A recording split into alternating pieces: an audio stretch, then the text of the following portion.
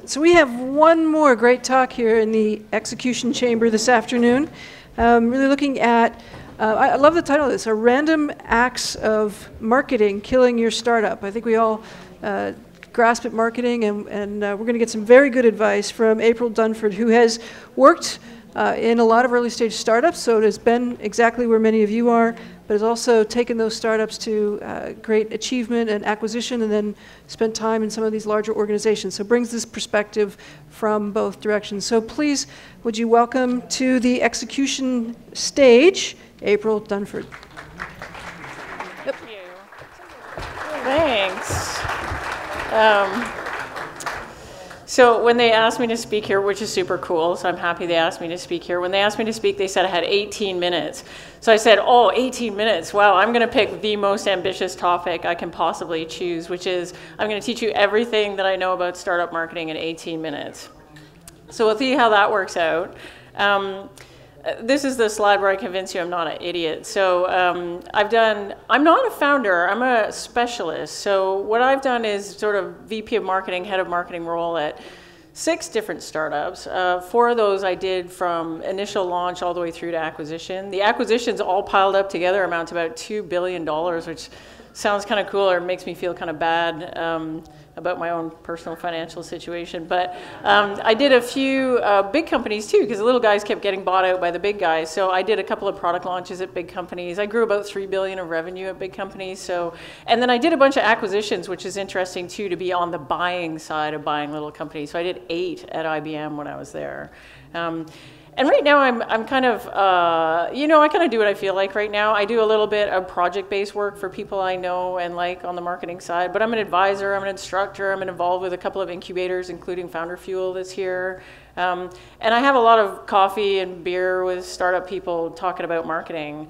So I thought what I would do is I would kind of talk about my personal journey of how, I learned what I learned, or what, why I think I know what I know.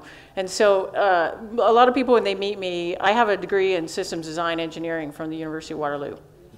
And so people will say, well, that's very interesting. How does an engineer become a career marketer? And it's actually it's a really simple process. There's 2 steps to it. First, you get your friend to give you a marketing job because you're completely unqualified. And then secondly, you don't get fired. And I'll tell you, this second one that's a bugger, the second one. It's not as easy as the first one at all. And so I got my first marketing job, and I was a little bit intimidated because I'm an engineer. I'd never even taken a marketing course, and I thought, well, I better learn something about marketing. And I was like a new grad, so I thought, well, this is a problem that we solve by like reading some books and taking some classes. So I bought a whole bunch of marketing books, and I read them. And that didn't give me anything that I thought was useful. So I bought a bunch of other marketing books and I read them, and that didn't really give me anything that I thought was useful. And then I took a bunch of courses. So I took some courses at U of T. I went and did some courses at Kellogg, which is like, the place you go if you're super into marketing. And basically the sum total of everything I learned, and that was about a 3-year process I did that. I basically learned that marketing theory is useless. I mean, it's not completely useless. You can actually do some stuff with it later after you know what you're doing, but when you're just starting out, particularly in the context of a startup, a lot of it's not really relevant. I was a bit angry about this at the time because I felt like I'd make this big investment and I really got nothing out of it. People, at the time my big joke was, people would say, oh, that's great, you did that thing at Kellogg, what did you learn? And I said, I'm learning all about the 5th P of marketing. The 4 P's of marketing is like product, price, promotion, placement. And I was like, oh, all I ever do is learn the 5th P. I'm pissed off. I went to this thing, I didn't learn anything.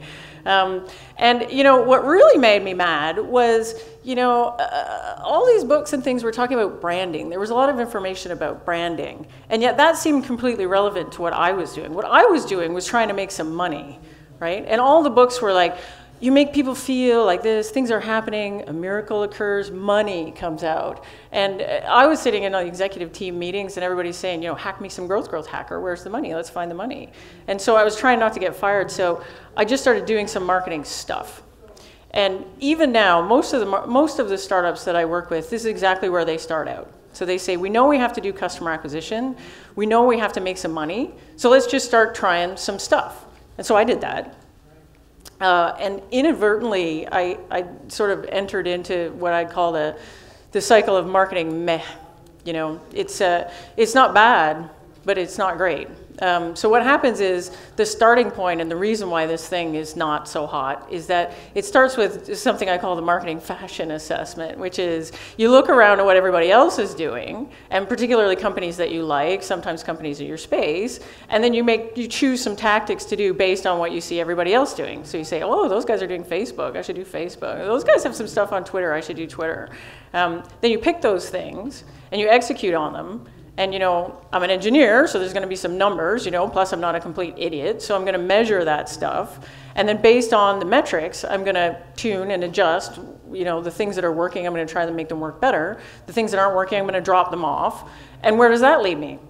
Back to the marketing fashion assessment. I got to pick some new tactics to replace the ones that didn't work before. And I just kind of end up in this cycle. There's nothing wrong with that cycle. It actually, sometimes it works out okay.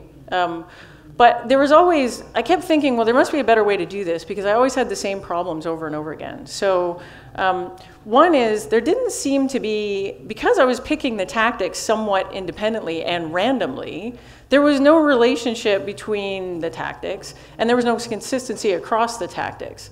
So we had tactics that were running that we were tuning, but then we would start a new tactic, and we'd kind of go back to the beginning and say, well, who is this for, and what's our messaging going to be, what's the content we're going to create? And so as a result, all these things were kind of disjoint, and they didn't come together. The second thing was assumptions were always a problem. So I was always in these big screaming fights over assumptions, right? Who are we marketing to? You know, what are the things in our product that people really love? You know, how do these people buy things? How do they evaluate things? How do they go to market? Every time we chose a new tactic, we got in a new fight over the assumptions. And so I thought that was a problem. And then the last one was, I couldn't always answer the stupid questions, right? So people would say, someone would come into my office and say, I've got this great idea for lead gen. You know, I heard there's this trade show in Kansas about whatever, we should do it. And I'd say, trade show in Kansas? That sucks. We're not doing trade show in Kansas. We're like digital marketing. This is like new cool marketing. Trade show in Kansas is uncool, right? Which is a stupid answer to a stupid question, right? And so it used to bug me that I couldn't answer that question every time I got it. So I thought, you know, I started to wonder if there wasn't a way to kind of model this stuff. You know, in my little systems engineer brain, I said, well, you know, I must have a problem with the system, right? I should be able to model this like a system. And so I started with, all right, this thing is a system. Oh, sorry, I'm on the wrong slide. I couldn't always answer the super questions, but sometimes I could, right? Occasionally I could. And so that gave me hope that there was a way to model this thing. And so I started thinking, can you model it? Can I think about what are the inputs and what are the outputs of this system so I can make the whole thing come together into something that sings instead of a bunch of kind of random crap that some of it works and some of it doesn't. So I started thinking about the times where stuff was really working. What did I know then that I didn't know in the times where I knew it was kind of meh? And there were sort of three key inputs, and it was all around understanding your customers. And people always say this, like you need to have a lot of customer knowledge, but they don't always get specific on what exactly you mean by that. And so in my mind, there's kind of three aspects to it. It's like who your customers are, how they view solutions to their particular problem, and how they buy stuff. And so I kind of started templating out, you know, if I did a worksheet around these things, what would it look like? So I had something that looked like this. So the first one's a customer worksheet. So the first thing you have to do is you think about your segment, and then you do some deep thinking about what are the characteristics of that segment. So if it's a B2B thing, I'm thinking about things like, you know, what are the size of companies we're going after? But it has to get a lot more specific than that. You know, I think I talked to 3-4 companies today where I said, well, who are you targeting? What are your segment? And they'll say, SMB. SMB, are you fucking kidding me? There's like a million, zillion SMB. I can't buy a list of SMBs. I can't target SMBs. I don't know what they do. I don't know what their pain points are. They're all different, right? It has to be more specific than that. I'll give you an example. I'm working with a company right now, and so we started having this conversation, and I said, who are your target? And they said, Fortune 1000 companies. And I said, well, you know, That's 1,000 companies. Can we narrow it down to that? More than that? It's like, well, you're just in English, right? Yeah, so it's North America, okay. You know, and then it was, well, look at the thing that we do. Well, that's only really relevant to people that have big distributed development teams. And then we dug into it more, and it was Fortune 1000 companies that have big distributed development teams that have a business analyst function. That looks like a segment, right? It's not the same thing as saying small, medium business. Then you got to think about the buyers. So, you know, if you're on the consumer side, you start here instead of the company. But, and you know, you've got more than one of these things. And so you're thinking about their skills, their interests, their motivations. You have to do some deep thinking about their pain, both the pain that you solve and the other pain that they have around them. And, you know, what are the things that drive them crazy? And then there's an important piece where you have to think about, where do these folks hang out, right? So where do they cluster? Where do they gather? So I'm targeting these people. How do I get in front of them, right? Are there organizations? Are there groups? Are there events? Are there communities? Are there particular social networks or particular places where they hang out? So you need to do an assessment of that. And then the last thing is a little bit different from where they hang out. It's how they find out about stuff. Do they ask each other? Are there experts that they look to? And how do they, you know, are there particular media outlets that they tend to read? So how do they do an assessment on things that they want to buy? So that's sort of the customer thing. The second piece is the offering. And, you know, I think, again, you know, people talk about being customer-centric, but, you know, they're not, right? So a lot of times when they think about their offering, they're thinking about the offering from a very internal customer perspective, or internal company perspective, as opposed to an external perspective. So you need to answer some really basic questions, like what do we do and what market are we in? It sounds so obvious, but for startups, it's often really, really hard to describe that. So I worked at a company once that had a database. It was a column-oriented database. That's what it was, right? And so they had gone around, they were trying to raise money, and they couldn't raise money because databases weren't sexy, right? The database market was growing at 5%. No VC wanted to fund a database company. And then the same thing with customers. We went and talked to them. They said, well, we don't need a database. We're Oracle shop. You know, we have Oracle skills. We don't buy another database other than Oracle. But it was interesting. In the process of talking to customers, we found some things out. So our particular solution was really good at these kind of needle in a haystack queries. Like you have a lot of data and you want to find a really specific thing. And so we talked to people, and finally we had a customer who said, you know what, you're not a database, you're a data warehouse. And then it became, you're not a data warehouse even, you're a data warehouse for machine-generated data.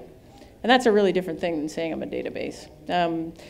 Then you need to look at the competitive alternatives, which again, most people just think about other products when they're thinking about competitive alternatives. But often the competitive alternatives, again, if I'm sitting in the customer's shoes, competitive alternatives aren't products at all. They're things like, I'm not going to do anything. I'm not going to buy anything. I'm just going to do nothing. Or I'm going to do it manually. I'm going to hire some kid to do it. And that works too.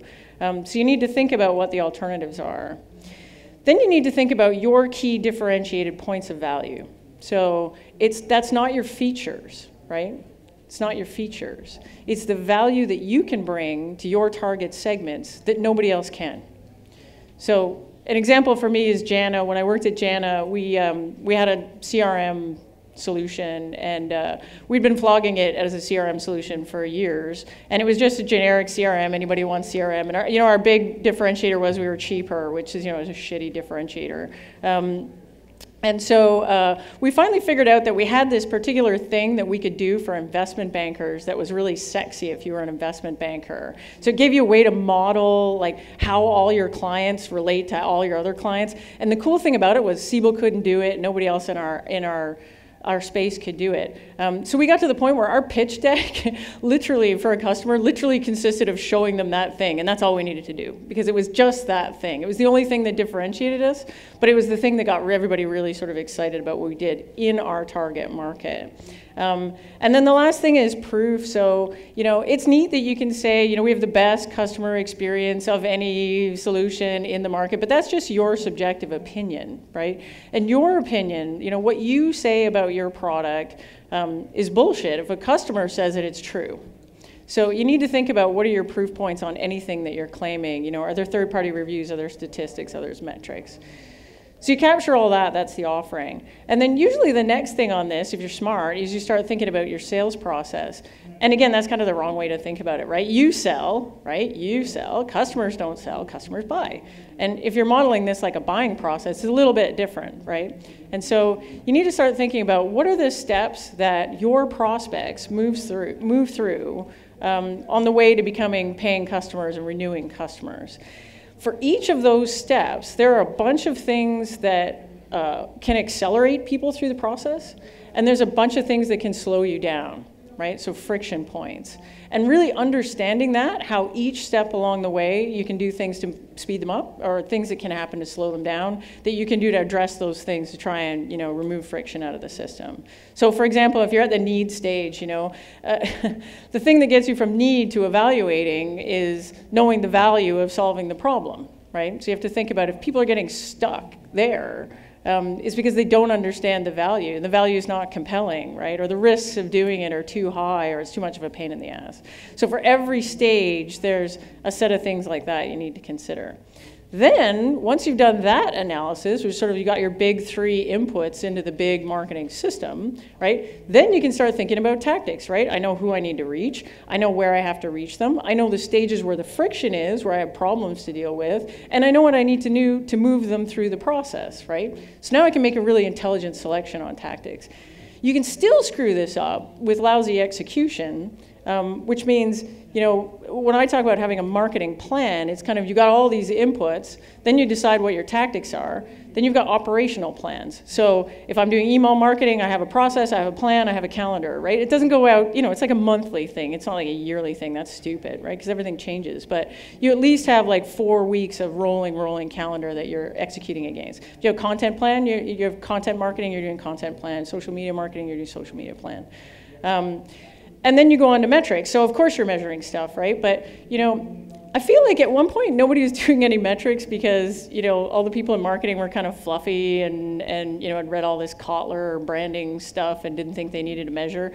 And so now people think they need to measure, and they've gone bananas, right? They're measuring all kinds of stuff that I don't even understand what any of the numbers mean. It doesn't tell me a story that leads to revenue. It just tells me a story about stuff, like story about numbers.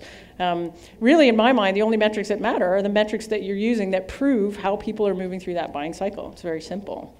And then the last thing you've got is analysis, right? So I've got all those metrics, the thing is moving along, this is important, right? Now I'm at the analysis. So what are the numbers telling me, right? And more importantly, what are the numbers telling me about the beginning of the cycle, right? About the inputs. Are my markets changing? Is the way my customer buying changing, right? Are my segments changing? Are there different people I'm marketing to now? Do I have to go back and revisit my assumptions? And you bring this all together and you get this kind of, cycle of marketing awesome, that starts with, on the left-hand side, of a bunch of assumptions around the customer, the offering, the buying process. It moves into actual project plans, how you're going to execute stuff. You have your metrics, which are the outputs to the system. You're doing this analysis, and then you're closing the loop at the back end in a sensible way. That's it. That's everything I know about marketing right there.